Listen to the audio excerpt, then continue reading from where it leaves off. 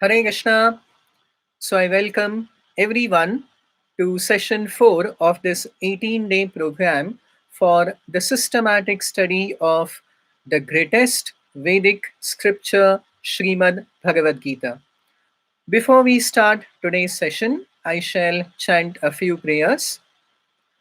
ॐ अज्ञानतिमिरान्धस्य ज्ञानाञ्जनशलाकया चक्षुरुन्मीलितं येन तस्मै श्रीगुरवे नमः। नमः ॐ विष्णुपादाय कृष्णप्रेष्ठाय भूतले श्रीमते भक्तिवेदान्त स्वामिन् इति नामिने। नमस्ते सारस्वते देवे गौरवाणी प्रचारिणे निर्विशेष शून्यवादी पाश्चात्य देशतारिणे। जय श्री कृष्ण चैतन्य प्रभु नित्यानंद श्री अद्वैत गदाधर श्रीवासादि गौर भक्तवृंदा। हरे कृष्णा कृष्ण कृष्णा हरे हरे, हरे Ram Ram Ram Hare Hare. So today we are going to take up the fourth chapter of the Bhagavad Gita, a chapter which contains some of the most wonderful and extraordinary instructions in the entire Bhagavad Gita. So without any further delay, let us start to understand the summary of the fourth chapter of the Bhagavad Gita. The fourth chapter of the Bhagavad Gita is entitled as Divya Jnana, or divine, transcendental, or spiritual knowledge. The fourth chapter of the Bhagavad Gita contains 42 shlokas or verses and can be divided into 5 parts or 5 sections. The first part of the fourth chapter of the Bhagavad Gita is from text 1 to 3, and it explains the past, the previous history of the narration of the Bhagavad Gita.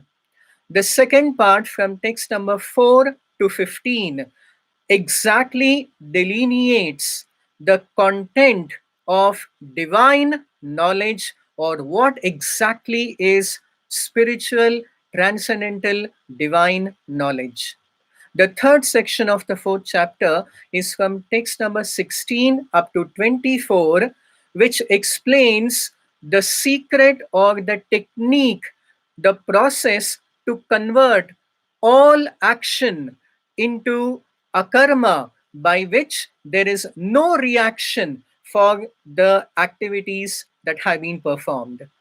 The fourth section of the fourth chapter is from text number 25 up to 23, and it explains how the path of spiritual progress is dependent on the basic principle of yagna, or sacrifice of one's selfish motives and interests.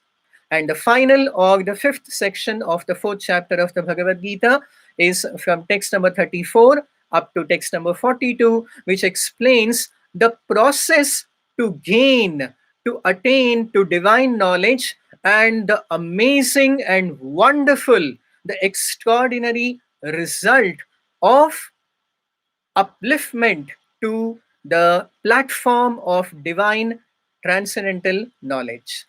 So now let us begin from the first part, that is the section 1 from text number 1 to 3, which explains the remote past previous history of the narration of the Bhagavad Gita.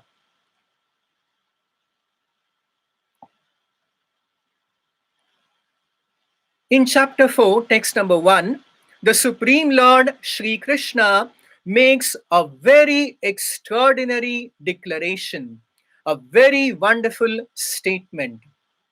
Shri Bhagavan Uvacha Imam Vivasvate Yogam प्रोक्तवान् अहमव्ययम् विवस्वान् मनवे प्राह मनुरिक्ष्वाकवे ब्रवीत्.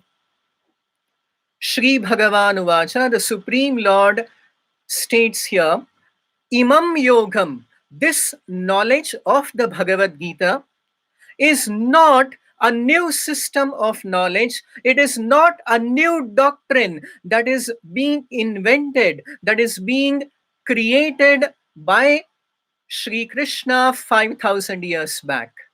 So now Krishna says here that Imam Yogam Avyayam. Avyayam means imperishable or eternal, always existing, which means that the teachings of the Bhagavad Gita are not a new doctrine or creation which began about 5,000 years back, but have always existed.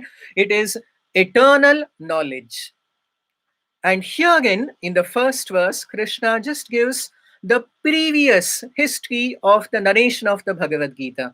Krishna says that I had spoken the same knowledge of the Bhagavad Gita earlier. Imam vivasvate yogam proktavan aham avyayam. I had spoken this eternal, imperishable knowledge of the Bhagavad Gita earlier to Vivaswan. Vivaswan is actually the name of the sun god Surya Devata, and Vivaswan manave praha manur ikshvakave bravit.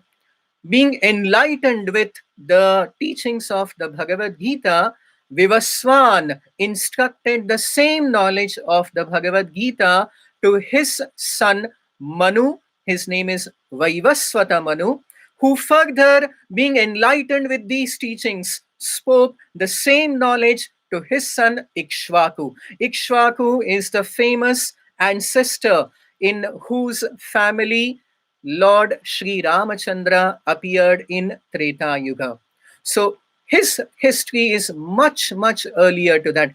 Actually, if we calculate the previous narration of the Bhagavad Gita by Krishna to Vivaswan is at least 2 million years back.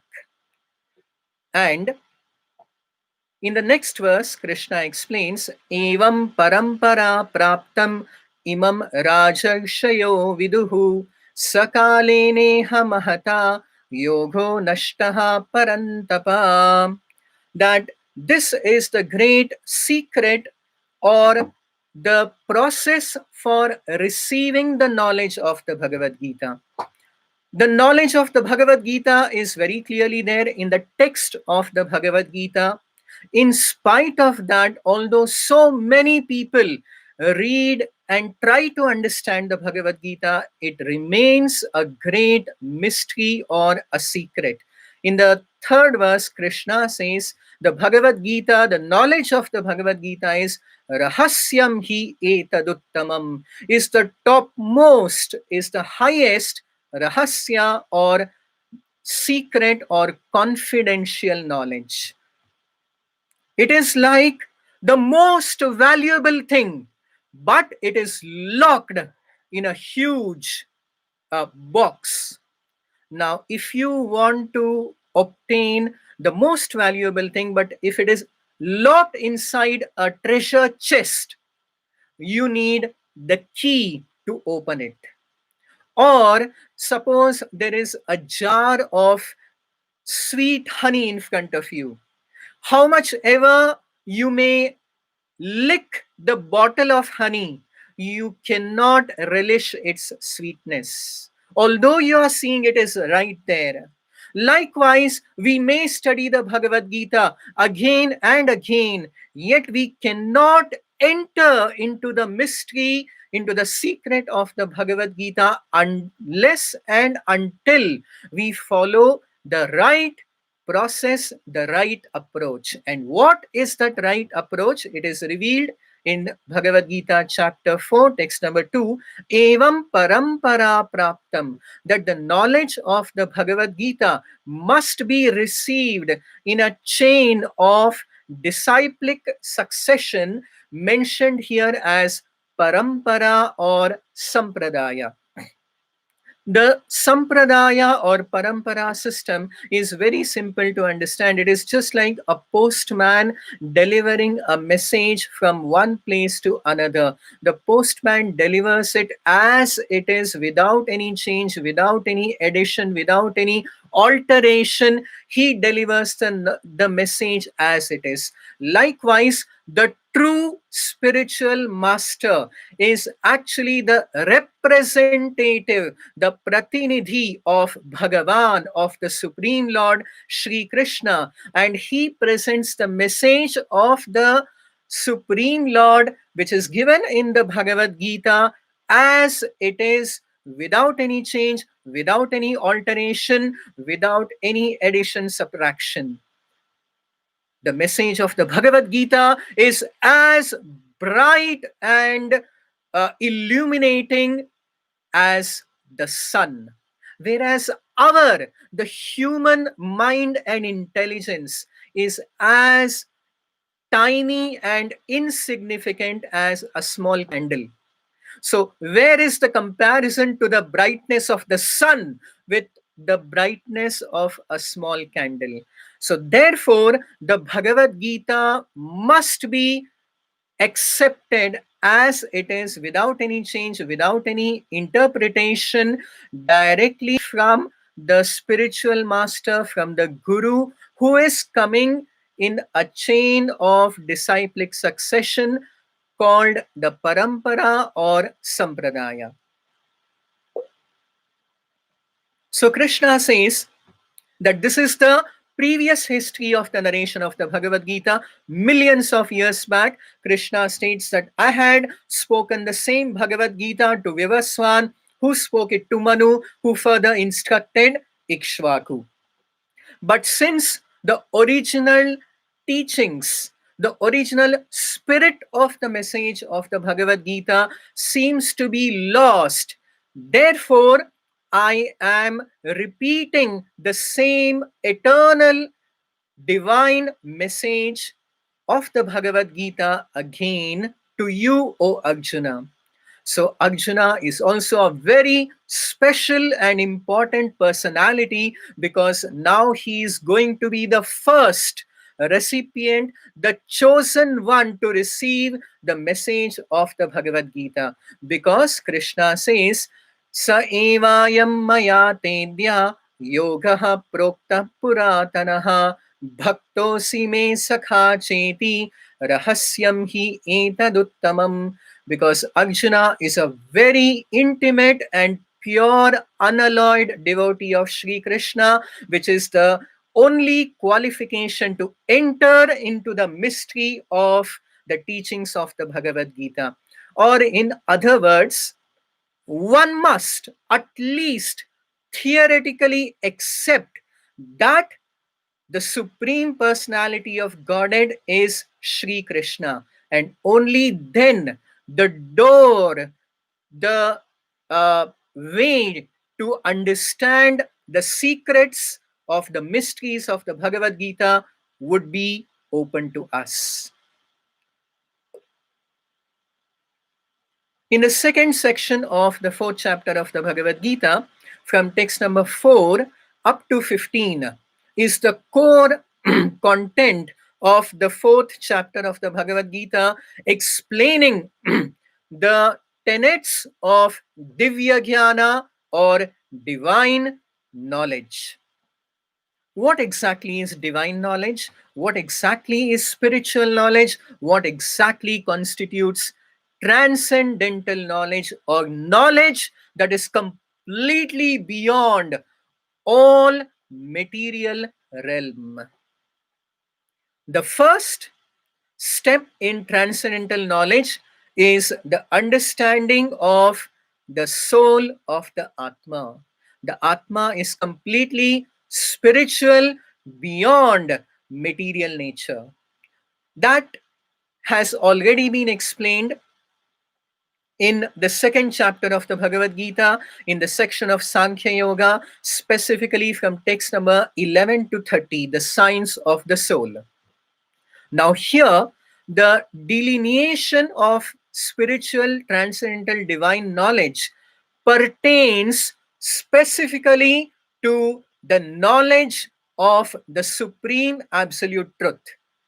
The first step in divine knowledge is knowledge of the soul, and the highest level, or you can say the PhD, the ultimate in spiritual divine knowledge, is the knowledge of God, the knowledge of Bhagavan, the knowledge of the supreme absolute truth, Paramasatya. So now let us try to understand what exactly is divine knowledge as explained in the Bhagavad Gita chapter 4, specifically in the section from text number 4 up to 15. In text number 4, Arjuna asks a very relevant and a very important question. Arjuna asks, Arjuna uvacha aparam bhavato janma param janma vivasvataha katham etad vijaniyam tvam adau proktavaniti. Arjuna asks, aparam bhavato janma, Krishna bhavato janma, your birth aparam is very recent. Param janma vivasvataha, whereas the birth of Vivaswan happened long back, millions of years back. So, katham etad vijaniyam, how am I to understand tvam adau proktavaniti, that you spoke the Bhagavad Gita so long ago?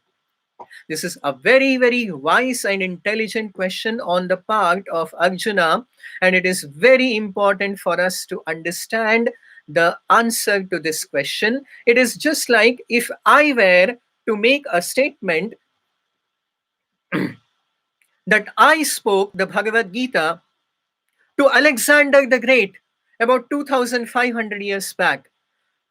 Naturally, you would all ask me a question that, Guruji, Prabhuji, how is it possible at all? You were born about 30, 40 years back, whereas Alexander took birth 2,500 years back. How are we to understand that you spoke the Bhagavad Gita so long ago? And such is the question asked by Arjuna to Krishna. Now let us see what is the reply, the answer given by Sri Krishna. Sri Bhagavan Uvacham, the Supreme Lord Sri Krishna begins his answer, and this answer holds the key to the knowledge, to the understanding of God. So please hear this very attentively. This is one of the most important sections of the entire text of the Bhagavad Gita.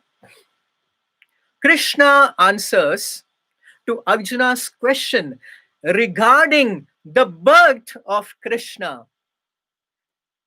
Arjuna had inquired, Krishna, your birth is very recent, aparam bhavato janma.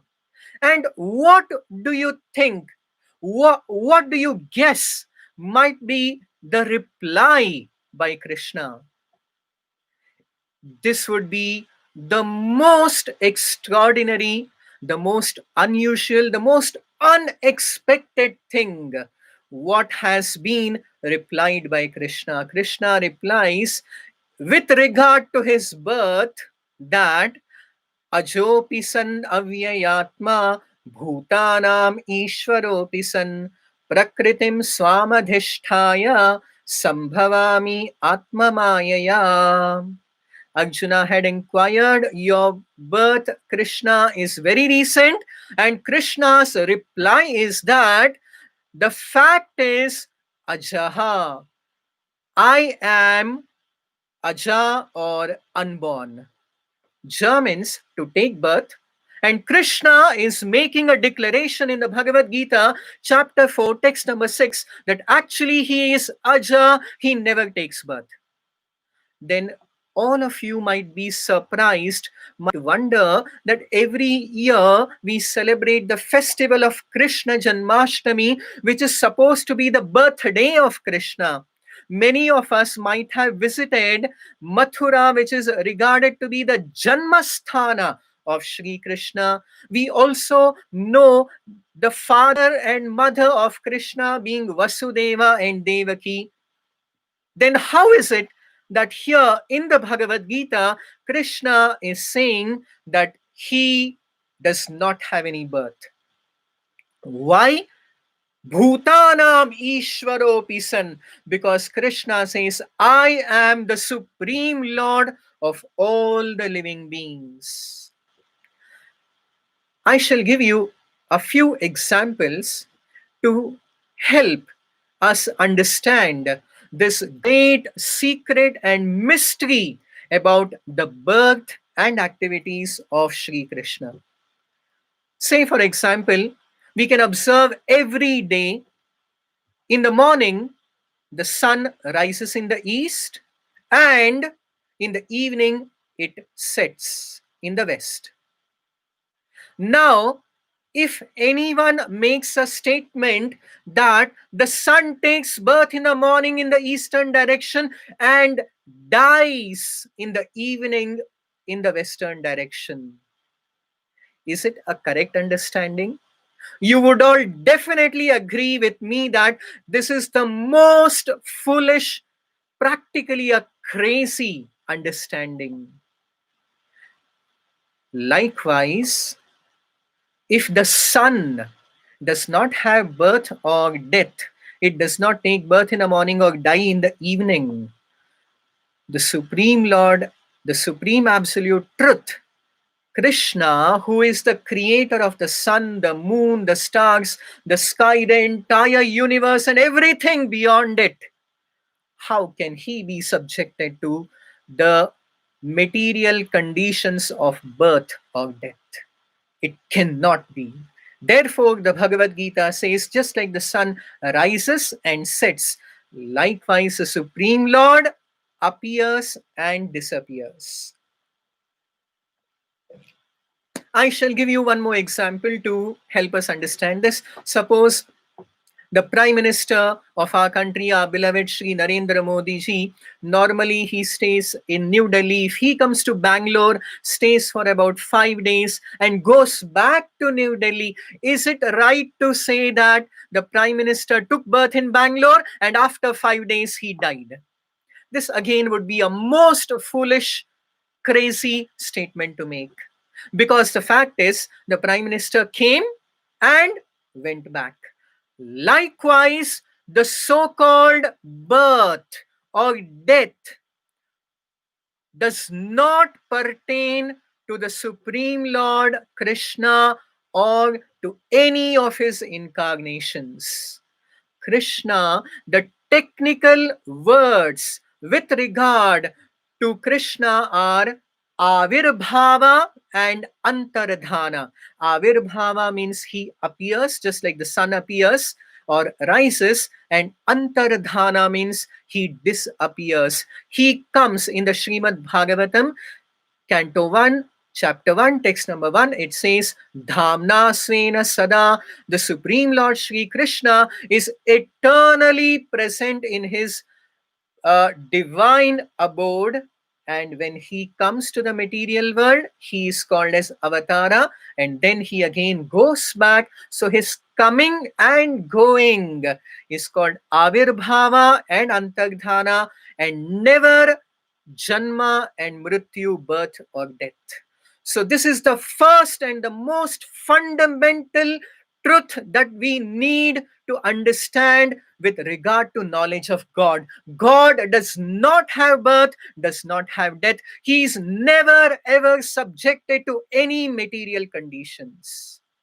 Now the next question that comes up is, when does the Lord come from his eternal abode? And why does he come? What is the purpose of his incarnation? So the next two verses of the fourth chapter of the Bhagavad Gita, verse number 7 and 8, are one of the most popular verses of the Bhagavad Gita. They are Yada yada hi dharmasya glanir bhavati bharata abhyuttanamadharmasya tadatmanam srijamyaham.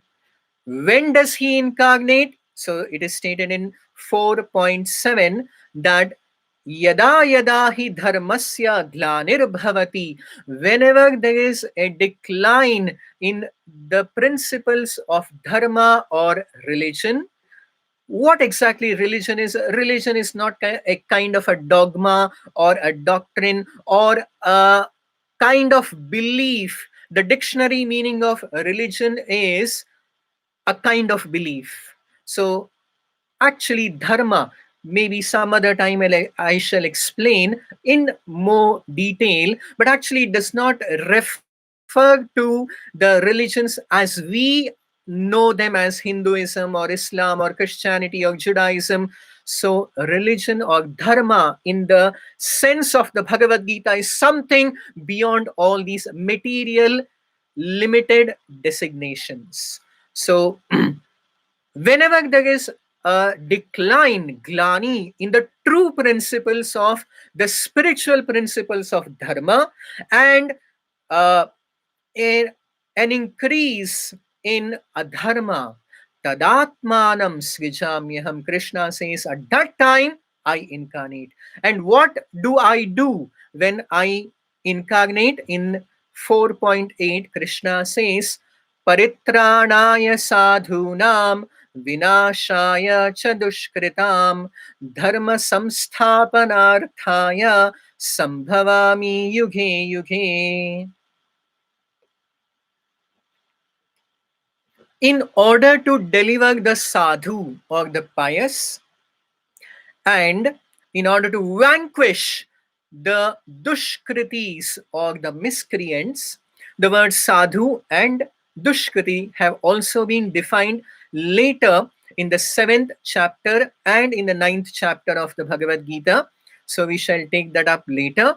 But paritranaya sadhunam vinashaya cha dushkritam, and to re-establish the eternal principles of religion, sambhavami yuge yuge. Krishna says, I incarnate in every yuga, in every millennium. Now, 4.9. One of the greatest, one of the most important instructions in the entire Bhagavad Gita. Janma karma cha me divyam evam yo veti tattvataha tyaktva deham punarjanma neti mameti so arjuna. Here Krishna declares that Janma karma cha me divyam. He again reiterates that me janma, my birth, karma and activities are not ordinary, not mundane, not material. They are divyam, janma karma cha me divyam. Everything in relationship to the Supreme Lord Krishna is divyam or divine. And evam yo veti tattvataha. Anyone who understands this truth in factuality, tattvataha, in truth, just by that, the wonderful result is that tyaktva deham, once a person who has understood the divine secret of the birth and activities of Krishna, punarjanmana iti, he never takes rebirth in this material world again, but mameti, he returns back home, back to the eternal kingdom of God in the spiritual world. So, such is the wonderful result of understanding just this one lesson from the 4th chapter of the Bhagavad Gita. If we simply understand one fact, that everything with regard to the birth and activities about Sri Krishna is not ordinary, not mundane, but is completely spiritual, divine, and transcendental. Just by this understanding, we can attain the highest perfection of liberation or moksha. Krishna further states in the 14th verse of this chapter that Namam karmani limpanti name karma phale spriha itimam yobhijanati karmabhir nasabadhyate. Another secret of karmabhir nasabadhyate, to become free from all karma bandhana, is very, very simple. It is just to understand that namam karmani limpanti name karma phale spiha iti mam yo abhijanati. Anyone who simply understands that the Supreme Lord Shri Krishna is never subjected to any of the material bondages, he is never under material bondage, he is never subjected to any laws of nature, to any karma niyama or any karma bandhana. He is the maker of the laws of nature. He is the karma niyamaka, but never under the niyama of karma, never under the laws of nature. Just by understanding this fact that Krishna is never under the laws of nature, he is never subjected to material bondage. Just by understanding that, we also become free from all material bondage. Karma bhir nasabadhyate. So, this is the main content, the description of Divya Jnana or divine knowledge, knowledge about the Supreme Lord Krishna.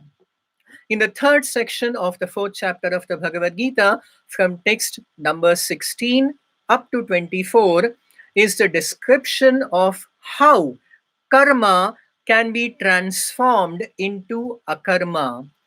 So Krishna explains that kim karma kim akarmeti kavayopyatra mohitaha tatte karma pravakshyami yadhyatva mokshase ashubhat. And he also further states that Gahana Karmano Gatihi. Actually, the principles, the understanding of karma is a very, very complicated subject matter. Therefore, he says, Kim karma, kim akarmeti, kavayopi atra mohitaha. Even the great philosophers and great sages are in bewilderment. Mohayati, they are also in illusion, in delusion with regard to the right understanding of karma. But the secret here is explained that tasmad asaktaha satatam karyam karma samachara gnanagnihi dagdha karmanam tam ahuhu panditam buddhaha. The secret of converting karma, which leads to karma bandhana, which leads to material bondage, to akarma or action without any reaction, is dhyana agni dagdha karmanam, is to perform action in divya jnana, in divine knowledge of the soul and God. So this is very beautifully compared. Krishna gives this example, just like every karma is a karma bija, like a seed of action, which leads to karma phala and karma bandhana.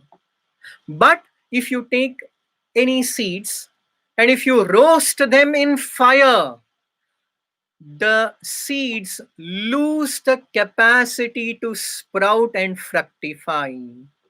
Likewise, all the actions that we perform are like various karma bijas that we sow that lead to karma phala and karma bandhana. But when we perform our karma or actions in divya jnana, in divine knowledge and consciousness, it is like performing those actions. The karma bijas are roasted in the fire, are burned in the fire of divine knowledge. Jnana Agni Dagdha Karmanam. And at that time, they fail to produce any reaction, and therefore there is no material bondage for a person who performs his karma, his actions in divine knowledge and consciousness. This is very beautifully summarized in the 24th verse of the 4th chapter of the Bhagavad Gita as Brahmarpanam Brahma Havihi Brahmagnau Brahmana Hutam Brahmaiva Tena Gantavyam Brahma Karma Samadhina. Here repeatedly the word Brahma is used. Here Brahma does not refer to the Devata Brahma, but it refers to Brahma here refers to spirituality. By working in Brahma Samadhina, in divine spiritual consciousness, even the karma that we perform becomes Brahma karma. Brahma karma samadhina. So, this is the great secret. Just by changing our consciousness of executing and performing our action, we can transform ordinary karma to Brahma karma, which leads us to the supreme goal of life to attain liberation or moksha. The fourth section of the fourth chapter of the Bhagavad Gita can be classified from text number 25 to text number 33, which explains the process of spiritual life being dependent on the principle of yagna or sacrifice. I had already explained earlier yesterday that yagna does not just refer to some fire sacrifice in which some offerings are made. Yagna means the spirit of giving up our selfish desires and motives for a higher purpose, and the highest purpose is for the sake of the supreme absolute truth, for the sake of the supreme Lord, God, Sri Krishna. So, even here in the Bhagavad Gita, Krishna says that there are many, many varieties of yagna. And some of them are mentioned here as Dravya Yagnaha, Tapo Yagnaha, Yoga Yagnas Tatha Pare, Swadhyaya Jnana Yagnascha, Yatayaha Samshita Vrataha. There is Dravya Yagna or sacrifice of material possessions. Dravya Yagna, Tapo Yagna, the sacrifice of performing penance and austerities. Yoga Yagnaha, there is the sacrifice or yagna of performing the yoga system as per the Ashtanga Yoga. So, in this way, varieties of or even Swadhyaya Yagna, even the study of the Vedic scriptures is also a variety of yagna or sacrifice. But sarvepyete yagna vido, whatever yagna one performs, if one is rightly guided and properly situated, then the result is sarvepyete yagna vidaha, one who knows the spirit of yagna, of performing sacrifice. Yagna vidaha, sir, in 4.30 Krishna says, sarvepyete yagna vido yagna Kshapita kalmashaha. If we are yagna vidaha, if we know the spirit of performing sacrifice, then yagna kshapita kalmashaha, the performance of yagna shall completely destroy all our material contaminations. And yagna shishta amrita bhujaha, the final fruit, yagna shishta, would be amrita bhujaha. We can taste the divine nectar, yanti brahma sanatanam, of going back to the eternal spiritual atmosphere of the kingdom of God. So now, in the final section of the fourth chapter of the Bhagavad Gita, which is from text number 34 up to 42, is the beautiful narration, explanation of the process for gaining Divya Jnana, divine knowledge, and the wonderful result of getting Divya Jnana, divine knowledge.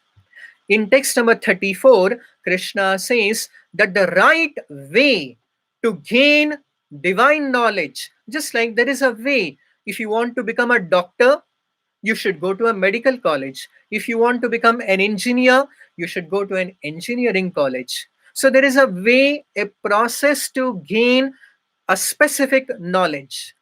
Likewise, to gain divine knowledge, the process is explained in 4.34 as Tadvidhi pranipatena pariprashnena sevaya upadekshyanti te jnanam jnanistatvadakshinaha. The right way is Tadvidhi.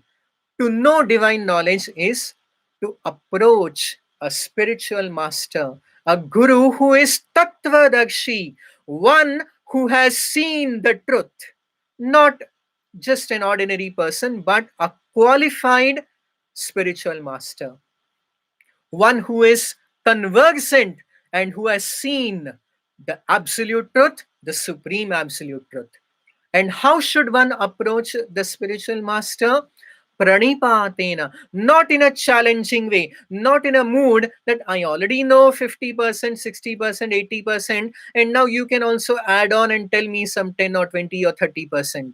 No, one should go with a clean slate in a very humble and submissive attitude in order to know and learn divine knowledge. Pranipatena pariprashnena sevaya. But this does not mean that one should blindly accept a guru or spiritual master. Krishna says pariprashnena. One should inquire repeatedly and know the absolute truth in great detail.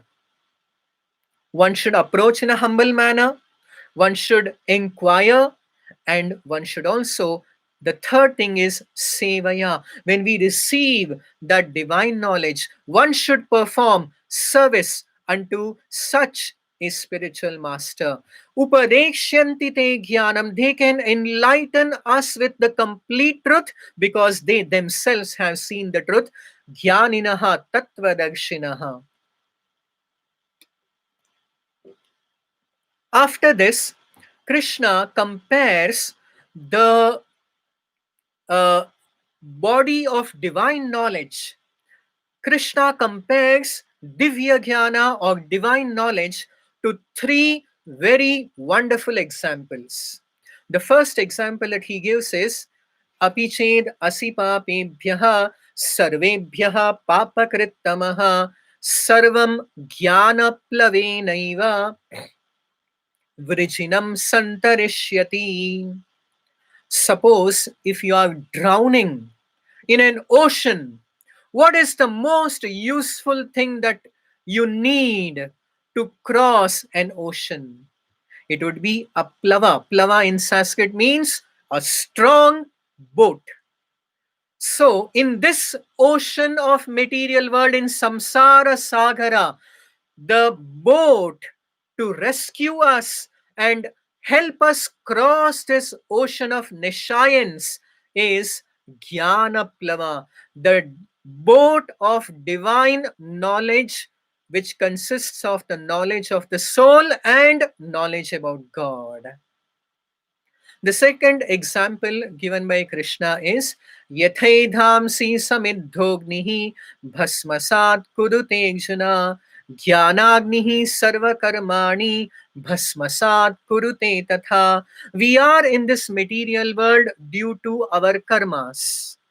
But here Krishna compares Jnanagnihi Dagdha Karmanam, by the fire of divine knowledge. Divine knowledge in the second example is compared to a strong fire.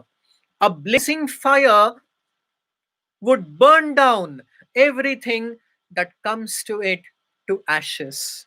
And likewise, divine knowledge of the soul and of God is like a blazing fire that can burn down to ashes all our karmas, not only of one life, but of millions and billions of lives.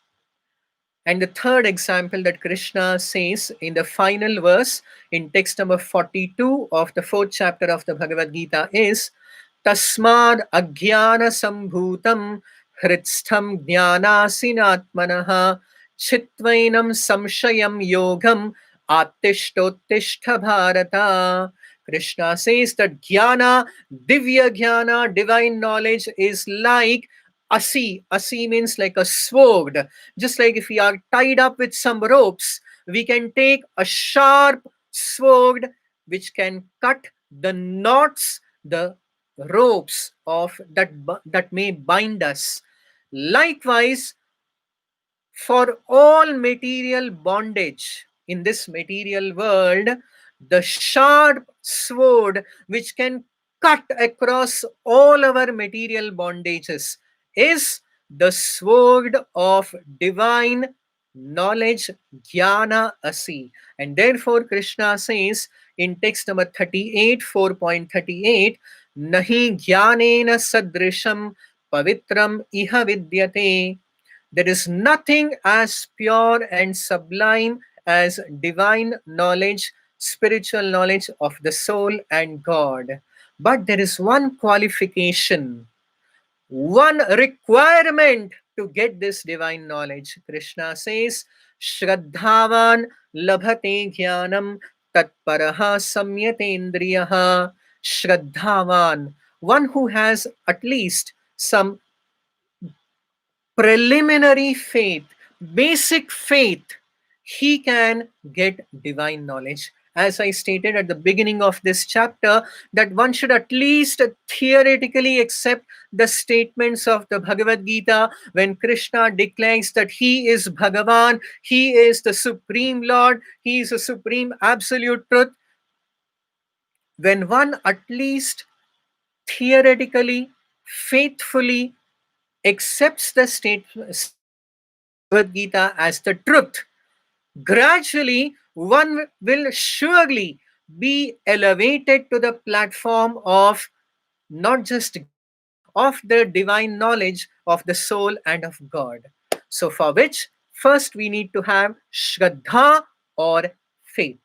So, this is the great significance of divine knowledge, Divya Jnana, as explained in the fourth chapter of the Bhagavad Gita. If you have any questions or queries or comments, you are most welcome to post it either on the WhatsApp group or in the comments section below. Please do subscribe to this channel by pressing on the subscribe icon, and we shall continue the study of the Bhagavad Gita. Tomorrow we shall be taking up the fifth chapter of the Bhagavad Gita. So thank you very much. Hare Krishna.